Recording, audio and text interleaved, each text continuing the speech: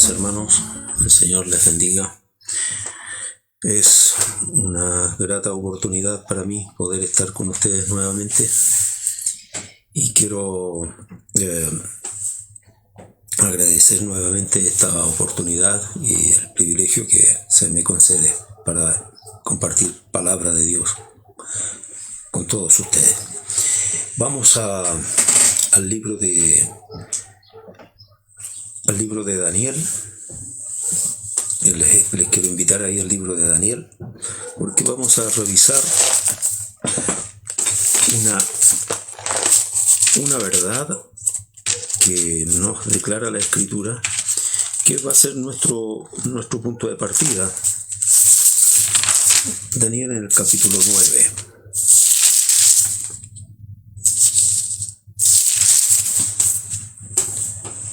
Digo nuestro punto de partida porque son...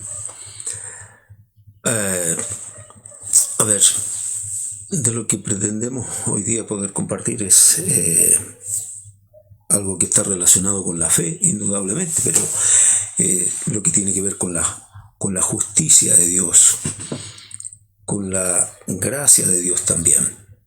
Bueno, sin más, vamos al versículo 14. Dice: por tanto Jehová veló sobre el mal y lo trajo sobre nosotros, porque justo es Jehová nuestro Dios en todas sus obras que ha hecho, porque no obedecimos a su voz. Esta declaración que hace Daniel se involucra a él en lo que dice, aunque él personalmente no estaba en el momento de que la nación pecó contra Dios. Pero bueno, ahí está, admite que no hubo obediencia, no se obedeció a la voz de Dios. Y esa segunda parte del versículo dice: porque justo es Jehová nuestro Dios en todas sus obras que ha hecho. Entonces esa es una característica de Dios. Dios es justo en todo lo que Él hace. Vamos a corroborar esto mismo con una lectura del Salmo 51. Salmo 51, versículo 4.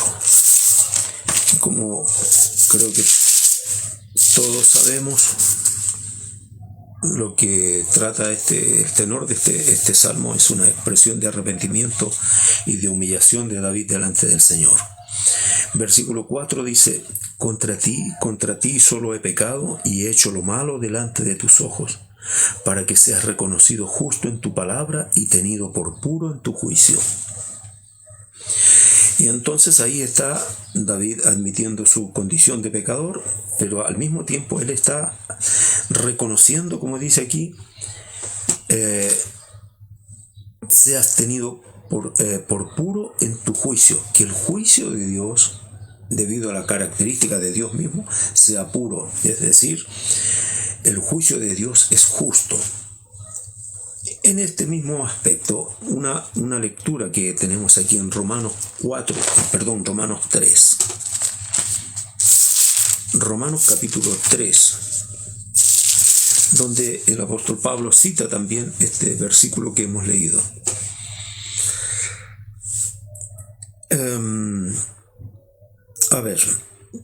Leamos desde versículo 1.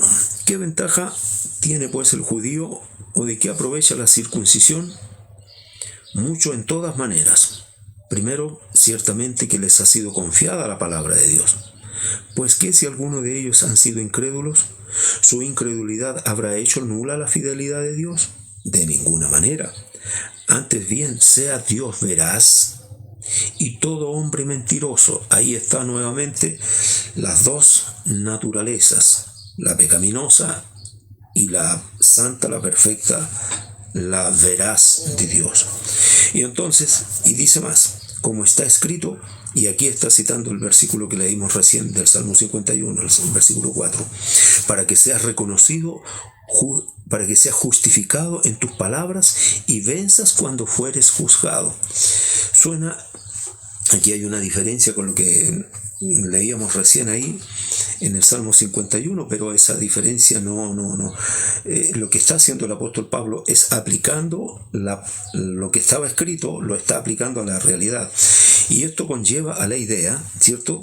Y venzas cuando fueres juzgado. Es como que si el hombre estuviese en la posición, en la condición, ¿cierto?, de poder juzgar a Dios.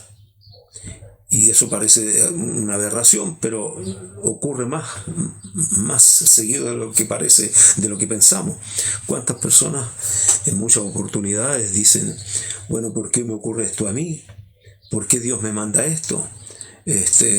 Y hay una serie de expresiones que reflejan la autojustificación del hombre. Cada vez que el ser humano se autojustifica, está endosándole la responsabilidad y la culpa a Dios. Está juzgando a Dios, que Dios es injusto. Bueno, cuando llegue ese día final del juicio, va a ocurrir justamente eso, que todo ser humano va a estar parado frente a Dios, frente a la justicia perfecta de Dios, y quizás muchos pretenderán justificar su conducta de vida de las más diversas formas, pero nadie podrá escapar a esa perfecta justicia de Dios. Entonces el hecho original es que hay dos naturalezas: la perfecta, la santa, la justa de Dios, y la torcida, la desobediente y la pecaminosa de los hombres. Y el hecho final es que hay juicio. Dios, como juez justo, va a juzgar a toda la humanidad. Y al decir toda la humanidad, pareciera que uno está abarcando a mucha gente, innegablemente, pero a ver, Dios va a juzgar a toda la humanidad, pero uno por uno, al individuo. ¿Cómo hay de hacer eso? Dios lo sabe. Pero Dios va a juzgar a todos los hombres en distintas instancias. Bien, entonces tenemos aquí, para que venzas cuando fueres juzgado. Quiero ahora invitarles entonces, porque estamos hablando de aspectos legales, estamos hablando de juicio, de un Dios justo. En Levítico, esta justicia de Dios, esta perfecta justicia de Dios, Dios la puso en este caso en un libro. Dios la declaró, Dios la registró, y aquí en el libro de Levítico, en el capítulo 18, nos dice así, versículo 1. Habló Jehová a Moisés diciendo: habla a los hijos de Israel y diles: yo soy Jehová vuestro Dios. No haréis como hacen en la tierra de Egipto en la cual morasteis, ni haréis como hacen en la tierra de Canaán a la cual yo os conduzco, ni andaréis en sus estatutos. Mis ordenanzas pondréis por obra, y mis estatutos guardaréis andando en ellos. Yo Jehová vuestro Dios. Por tanto, guardaréis mis estatutos y mis ordenanzas, los cuales haciendo el hombre vivirá en ellos. Yo Jehová. Así es que el Señor puso a disposición su perfecta voluntad. Ahora la puso ahí registrada como estatutos, ordenanzas, decretos, todo eso son términos legales, términos de ley. La ley, justicia, son conceptos que están familiarizados, son parte de un todo. Entonces, ¿qué es lo que nos dice acá? Que el hombre que haga estas cosas, que cumpla estos mandamientos, estas ordenanzas, estos requisitos de Dios, tendrá vida eterna. Es lo que principalmente hace referencia, no se refiere a la vida natural. Tendrá vida, la verdadera vida, no la aparente vida. Entonces tendrá vida. Pues bien, vamos por favor a otra lectura. Ahí en el libro de Juan, en el capítulo 1.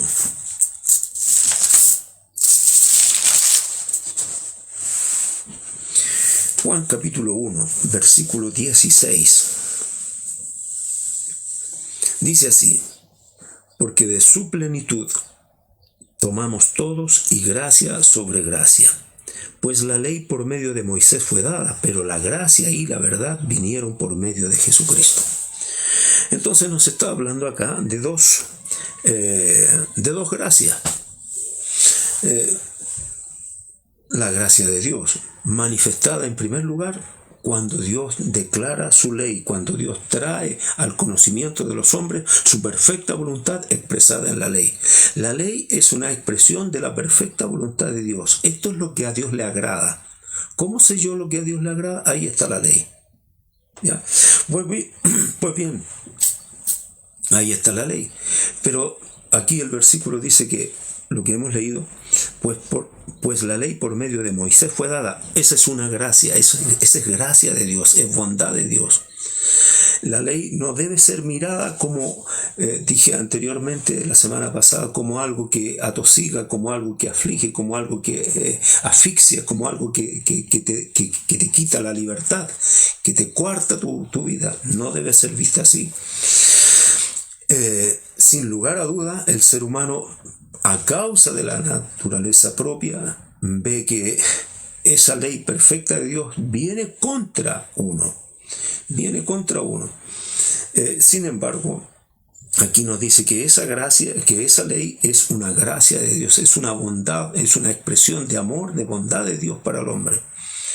Entonces, y habla en el versículo, dice 17, fue dada pero la gracia y la verdad, es decir, lo que nosotros ahora identificamos como la gracia, que para muchos a veces hay un mal entendimiento respecto de esto de la gracia, como que la gracia fuese el toque de la campana para salir al recreo y hacer lo que me plazca, y total soy salvo, ya levanté mi mano en una campaña evangelística, así es que un gran predicador, una buena prédica y me emocioné, lloré, me compungí, así es que soy salvo.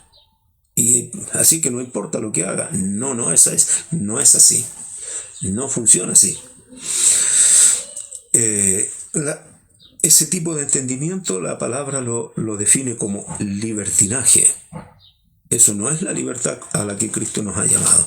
Entonces, pues bien, dice, leo el 17 nuevamente, pero pues la ley por medio de Moisés fue dada, pero la gracia y la verdad vinieron por medio de Jesucristo. Es decir, todo aquello que la primera gracia en forma de promesa, el que hiciere estas cosas vivirá por ellas, se concreta solamente y únicamente en Cristo Jesús. Esa es la verdad. Lo demás es buenos intentos, pero no alcanza. Y no estoy diciendo que la ley está caduca o que no se debe considerar. No es eso, no se trata de eso. Al contrario, es algo que siempre debemos tener presente, porque es palabra de Dios. Entonces, bueno, ya intentaré explayarme un poco más respecto de eso. Ahora hay otra lectura que les estoy invitando respecto a esto en Hebreos, en el capítulo 9.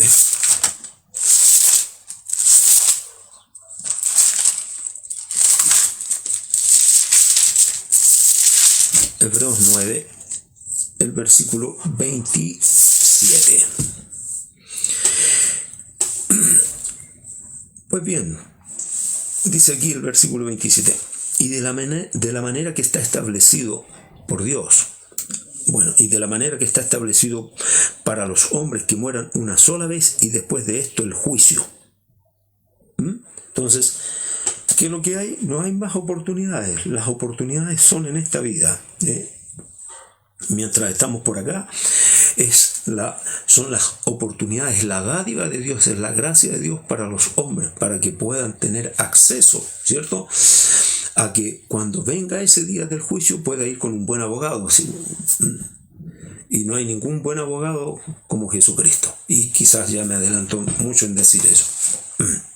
Entonces, está establecido, ¿cierto?, para los hombres que mueran una vez, y de ahí se acabaron las oportunidades. Ya no hay más opción. Aunque ritualmente se haga lo que se haga, aunque se pague lo que se pague, lo que sea, no, se acabó.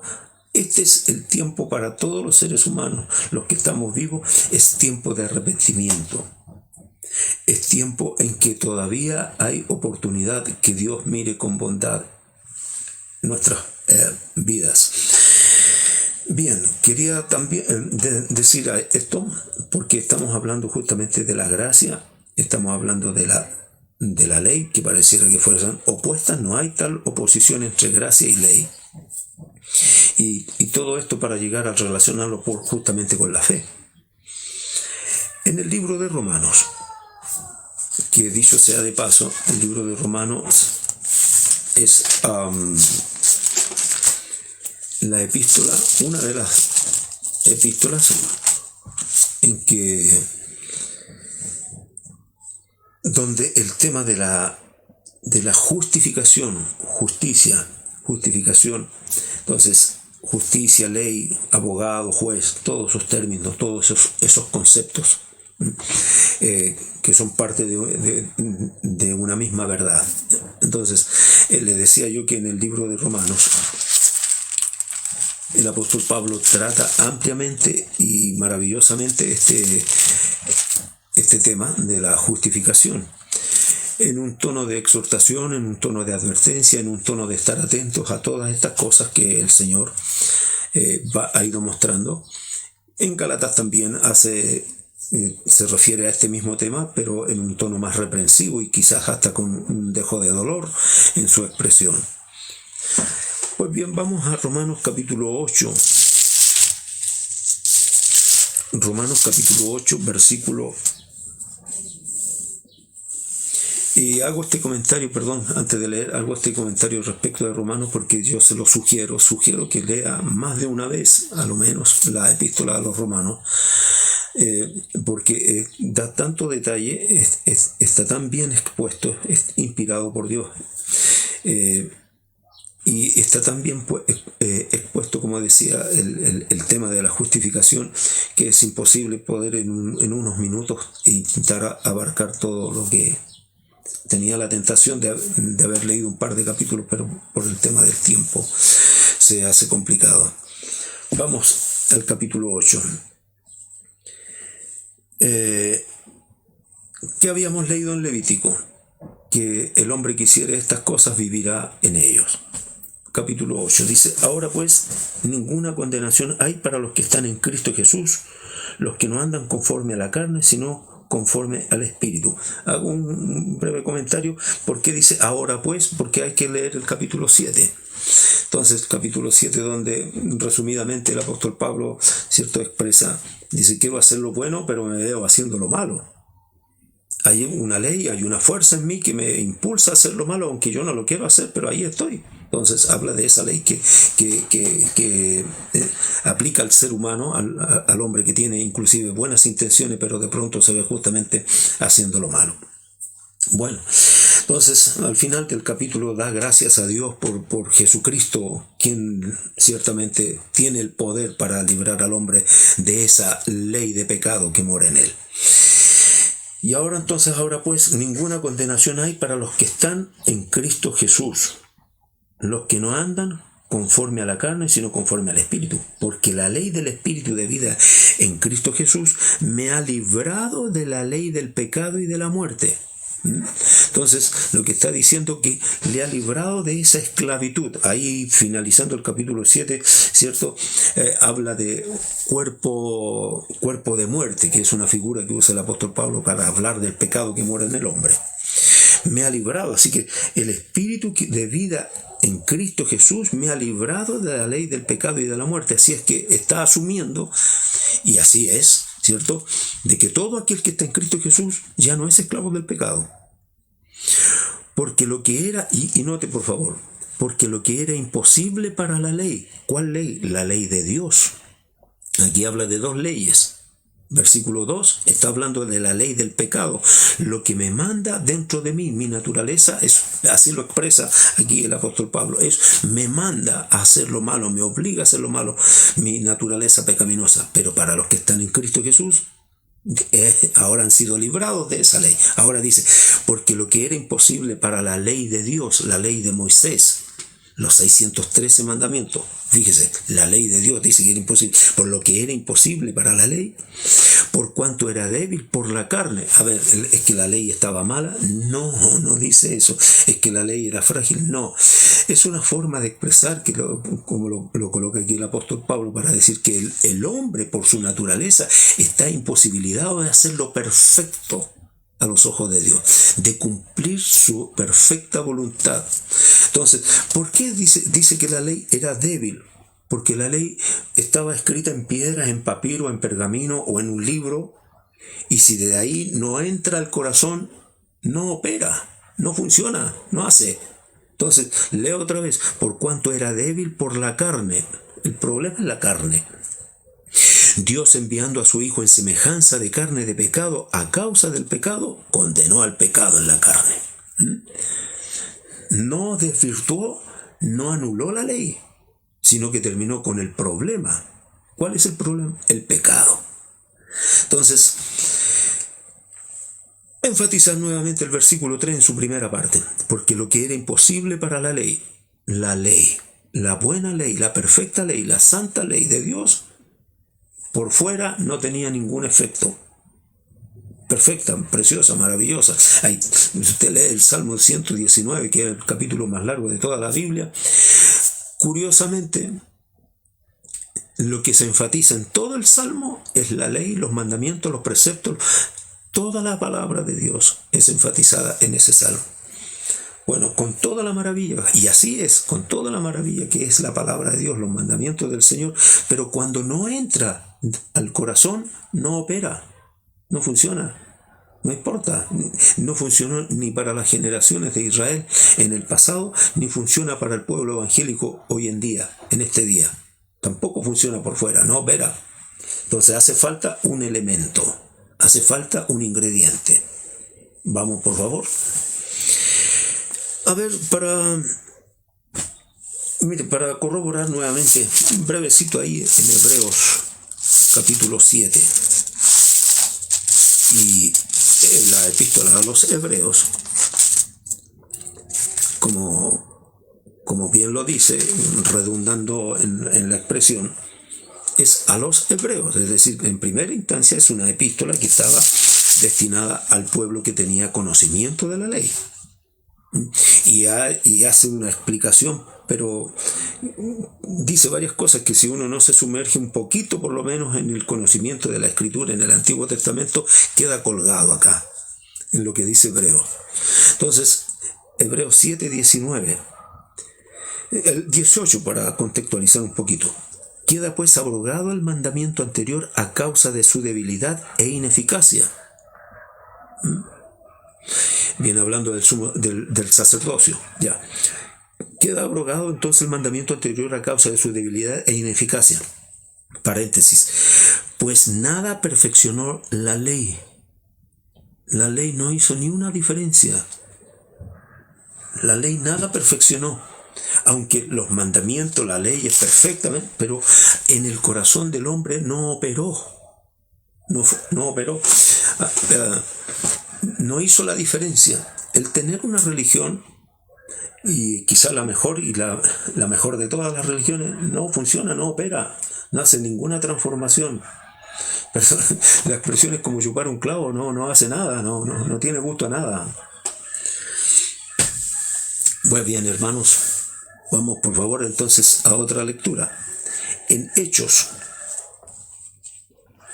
en el libro de Hechos, en el capítulo 13. Hechos, capítulo 13. A ver. Hechos, capítulo 13, versículo... Vamos a leer nada más un versículo. Aquí estamos.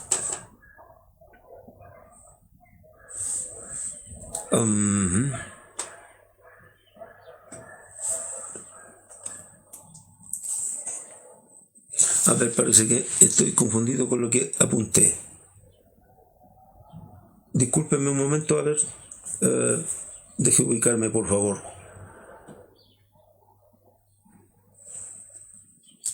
Bueno, lo vamos a obviar por ahora, porque si no se me va a ir el tiempo. Hice una mala anotación, me equivoqué en algo, ¿no? Es el versículo que quería compartirles. Es Hechos 13, a ver, 39, ahí sí, estaba diciendo el 9 y es el 39. Ya. Dice, leamos el 37, dice, mas aquel a quien Dios levantó no vio corrupción. Sabed pues esto, varones hermanos, que por medio de él se os anuncia perdón de pecados. Toda esta predicación que se está haciendo es a los judíos, a los hebreos. Entonces dice, y por eso le dice ahora el 39, y que de todo aquello que por la ley de Moisés no pudiste ser justificados, en él, en Cristo, en él es justificado todo aquel que cree. Todo aquel que cree. Entonces, ¿cuántas cosas de qué confiar, no? Aquella nación, aquel pueblo, cuántas cosas, cuántas generaciones descansando quizás en toda esta índole de mandamientos y preceptos, los que sinceramente, los que buenamente intentaron agradar a Dios. Dios lo sabe, eso no es nuestro ámbito. Pero cuántas cosas, como dice aquí, que por la ley de Moisés no pudiste ser justificado. La ley de Moisés no pudo justificar porque porque la ley estaba mal hecha o era mala. No, es que el hombre estaba y está imposibilitado a causa de su propia naturaleza de hacer la voluntad de Dios. El hombre naturalmente es malo. El hombre naturalmente es mentiroso. El hombre de manera natural es inclinado al mal. No importa que tenga religión, sigue teniendo las mismas inclinaciones. Entonces la religión no hace diferencia. Y entonces, por favor, en Romanos, volvemos nuevamente a Romanos, donde ahí en el capítulo 2, Romanos capítulo 2,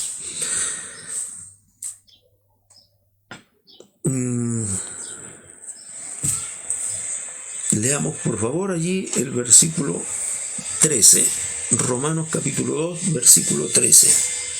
Dice, porque no son los oidores de la ley los justos ante Dios.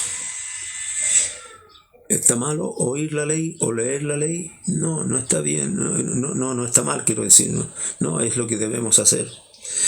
Porque no son los oidores de la ley los justos ante Dios. Ve el concepto justos. No son los oidores de la ley los justos ante Dios, sino los hacedores de la ley serán justificados. Los que hacen la ley serán justificados. Es lo mismo que decía Levítico 18. No basta con oír. En nuestro contexto de iglesia se aplica de igual manera. No basta con buenas reuniones, con buenos sermones, con una buena disposición a estar siempre presente. No basta solamente eso, sino hay que ir y aplicar. Pero ¿cómo se hace esa perfecta voluntad de Dios? ¿Cómo logramos que esa perfecta voluntad de Dios sea hecha en mí y por mí? ¿Cómo llego a eso? Porque no me basta ir a la iglesia, ¿no? A ese pueblo no le bastó.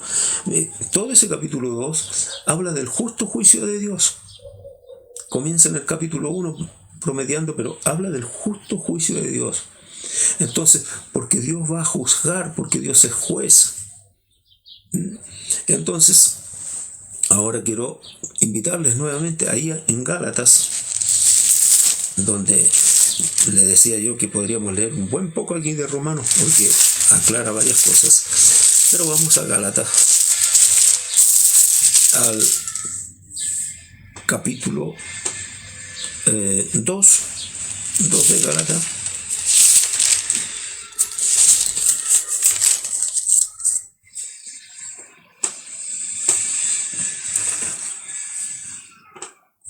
Dice así el versículo, vamos a leer versículo 15. Está Pablo hablando. Nosotros, judíos de nacimiento y no pecadores entre los gentiles. Él se identifica como en parte de capítulo 11, capítulo 9 de Romanos también. Habla el judío, ¿cierto? De Tarso, qué sé yo, pero judío. Entonces aquí dice, nosotros judíos de nacimiento y no pecadores entre los gentiles. Así es que hace una separación allí entre judíos y gentiles. Nosotros judíos de nacimiento y no pecadores entre los gentiles, sabiendo que el hombre no es justificado por las obras de la ley. Un judío, ¿cierto?, en este caso un judío que ha recibido revelación, Pablo, sabiendo que el hombre no es justificado por las obras de la ley, sino por la fe de Jesucristo. El tema es justificación. ¿Qué es justificación? Y ya vamos a terminar la lectura ahí en ese versículo. ¿Qué es justificación? Es declarar inocente a alguien que es culpable y que su hoja de vida quede en blanco, que no le deba nada, que no sea un deudor. En el mismo capítulo 3 de Romanos dice que somos justificados gratuitamente a través o por medio de Jesucristo. Entonces, aquí nos dice, sabiendo que el hombre no es justificado por las obras de la ley. El que obra, como también lo enseña la Escritura, el que obra no se le, lo que se le da, en realidad no se le da, se le paga al que obra, porque obró. Pero al que no obra, ¿cierto?, se le da, lo recibe por gracia. Bueno, nadie puede hacer el obrar las obras de la ley, hacer las obras de la ley, y viene al caso la redundancia, ¿cierto?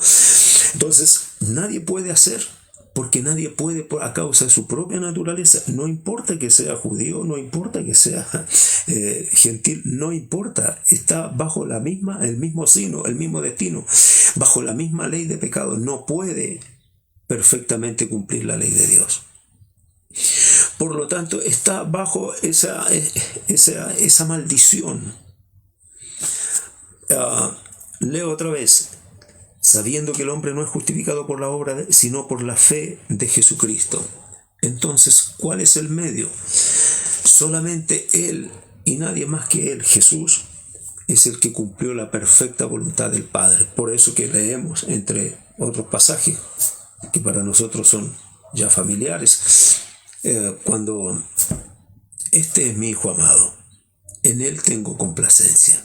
Él hace la ley, Él perfectamente cumple mi voluntad. Parafraseo todo esto. Él me llena todo el gusto, en Él me regocijo, dice el Padre. Este es mi Hijo amado. Eso no lo dice el Señor de nadie, porque los demás estamos todos en esa complicación. Pues bien, sabiendo que el hombre no es justificado por las obras de la ley, sino por la fe de Jesucristo, nosotros también hemos creído en Jesucristo para ser justificados, ¿cómo? No por el hacer, sino por la fe, por el creer, para ser justificado por la fe de Cristo, y no por las obras de la ley, por cuanto por las obras de la ley nadie será justificado. ¿Qué me está diciendo, hermano, entonces? ¿Que me tengo que olvidar de la ley? No. ¿Tengo que ignorarla? No, no es eso. Es como decíamos días pasados, ¿quién puede hacer la voluntad de Dios? La perfecta voluntad de Dios es aquel que ha recibido. Nosotros siempre usamos esa expresión evangélica, recibir a Cristo en el corazón. Pero de manera efectiva, ¿qué es recibir a Cristo? Es una emoción, es un conocimiento, es ser parte de una membresía. ¿Qué es recibir a Cristo? En términos prácticos, recibir a Cristo es recibir su palabra con mansedumbre, es recibir sus enseñanzas y ponerlas en aplicación, ponerlas por obra. Cuando nosotros vivimos esa experiencia, porque es una experiencia, no es un asunto de la mente. Cuando vivimos esa experiencia de estar recibiendo su palabra en el corazón constantemente, esa palabra es la que posibilita, esa palabra de Dios, que es el verbo de vida, la que opera en nuestro corazón de tal manera que nos convence tan profundamente que es la única forma que tenemos de entender la realidad que está a nuestro alrededor. Y entonces nos capacita para hacer lo que sin esa fe no habríamos podido hacer. Por eso que Juan en el capítulo 1 dice, les dio potestad de ser hechos, de ser formados como el Hijo de Dios. Lo dije distinto, lo dije de manera de ser hecho hijo de Dios, de ser como su Hijo, ser hijo en el Hijo. Entonces, no hay otra forma. Entonces, nosotros somos llamados no a hacer obras para ser salvos, sino que siendo salvos, se manifiesten en nosotros las obras de una vida salva, de una vida que ya no pertenece ni se identifica con este planeta, ni con esta patria terrenal, ni con este barrio, ni con una postura dogmática o qué sé yo, de doctrina o en fin. Ya no es esa identificación, se identifica con la vida celestial. Entonces sus ojos están puestos en lo que no se ve. Suena raro poner los ojos en lo que no se ve. Entonces, así opera la fe. Entonces no hay una contradicción o una contraposición entre lo que es la ley y la gracia, que a veces se plantea así como una especie de, no, nosotros estamos en la gracia, entonces ya no estamos en la ley. No hay tal discordia en eso. No existe tal conflicto entre la ley y la gracia. El que está en la gracia cumple la ley, pero el que quiere estar en la ley no va a poder cumplir con esa misma ley en la que quiere operar, en la que quiere vivir. Le va a ser imposible, porque ahí opera nada más lo superficial y opera nada más en el ámbito de la mente, no en el corazón. Entonces, si creyeres en el corazón, es la expresión que usa Pablo ahí en Romanos 10. Si creyeres en tu corazón que Dios le levantó de entre los muertos, serás salvo. Entonces es la fe. Por favor, amados hermanos, ahí estamos en Gálatas 2. Vamos aquí ya para empezar a concluir, redondear un poco. Como les decía, bastante que decir de esto, pero vamos a hacerlo así, breve, para no meter tantos ingredientes en esta ensalada. Gálatas 3:24.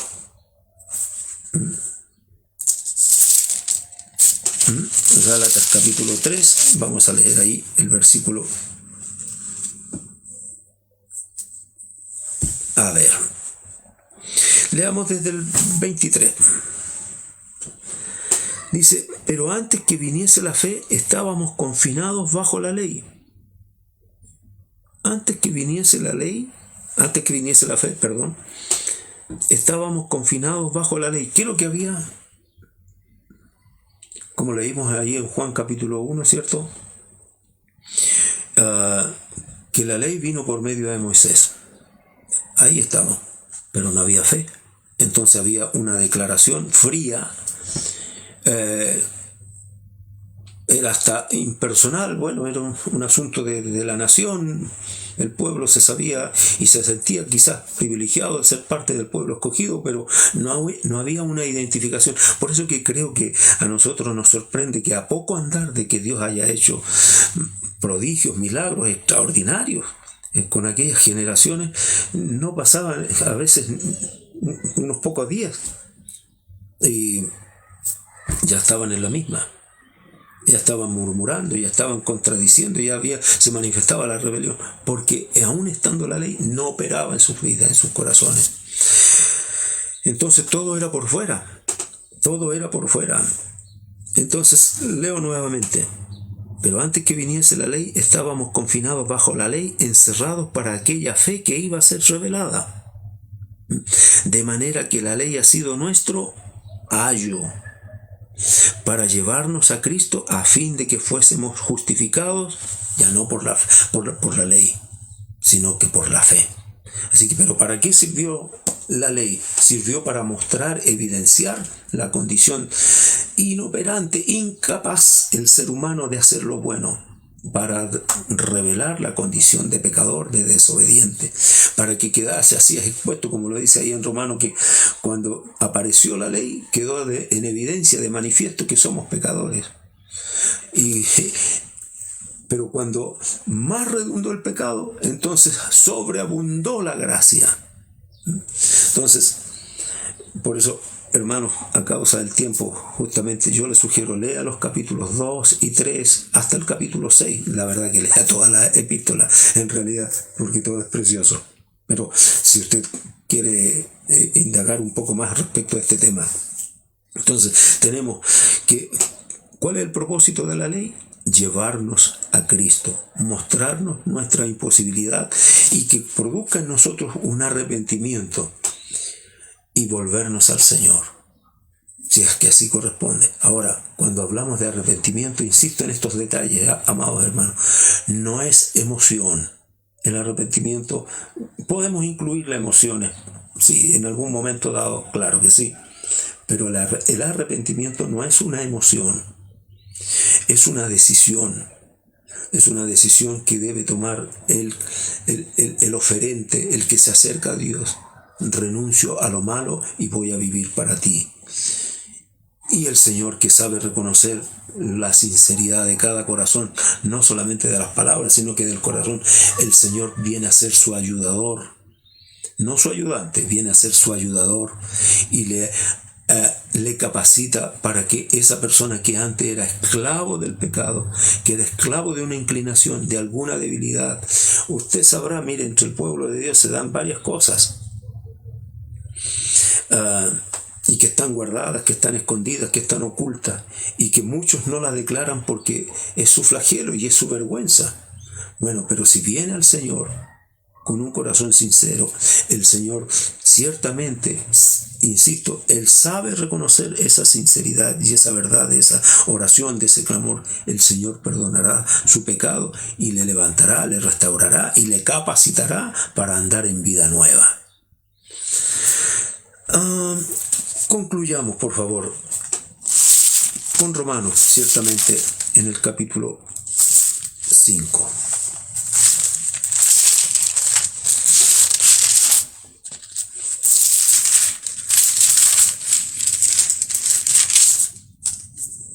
Romanos capítulo 5.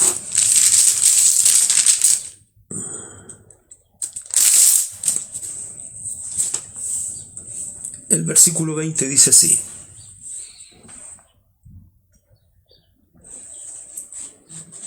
dice, pero la ley se introdujo para que el pecado abundase, mas cuando el pecado abundó, sobreabundó la gracia, para que así como el pecado reinó para muerte, así también la gracia reine por la justicia para vida eterna mediante Jesucristo, Señor nuestro. Entonces, la gracia reina. ¿Cómo se entiende la gracia? Para que reine por la justicia, es decir, para que andemos en justicia. Andar en la gracia no significa, como dije anteriormente, andar en chipe libre, sino que andar en la justicia de Dios. Y esto no es una imposición de la iglesia, no es una imposición del pastor. Esto es un fruto del corazón. Aquel que ha recibido genuinamente la fe de Jesucristo en su corazón va a andar en justicia como una consecuencia. Va a amar la justicia, va a amar los mandamientos, va a amar la palabra, va a amar la ley de Dios. Entonces, porque la fe que el Señor produce y genera en el corazón, en el corazón del creyente, tiene este fruto principal: obediencia a sus mandamientos. La fe tiene como fruto la obediencia a su palabra. Por eso dije anteriormente también, no hay conflicto entre la ley y la gracia, no lo hay. No hay una cosa dispar, no hay una cosa que no encaje, no. Concuerdan plenamente. Ambas son expresión de la gracia de Dios. Y gracia sobre gracia es gracia de Dios. La ley y el perdón de Dios mediante Cristo Jesús. Amén, amados. Les agradezco su paciencia, su atención. Dios les bendiga mucho y conforte y afirme el corazón, ¿cierto? Es justamente en la gracia y no en otras cosas que por ahí a veces confunden y perturban los corazones de los hermanos. Gracias, hermanos. Dios les bendiga.